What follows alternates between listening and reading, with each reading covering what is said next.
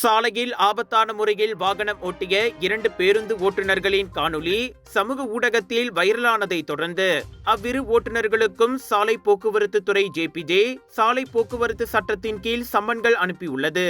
Johor முர்சிங்கை சுற்றியுள்ள வடக்கு தெற்கு விரைவு சாலையில் ஆபத்தான முறையில் வாகனம் ஓட்டிய 2 பொது போக்குவரத்து வாகனங்கள் ஜேபிஜேவிடம் சிக்கியதாக மலேசிய சாலை போக்குவரத்து துறை இயக்குனர் டத்தோ ஏடி ஃபட்லி ரம்லி கூறியுள்ளார். அக்குற்றங்களை தொடர்ந்து சாலை போக்குவரத்து சட்டத்தின் கீழ் விசாரணை நடந்து வருவதாகவும் அதன் விதிகளின்படி நடவடிக்கை எடுக்கப்பட உள்ளதாகவும் அவர் மேலும் தெரிவித்துள்ளார்.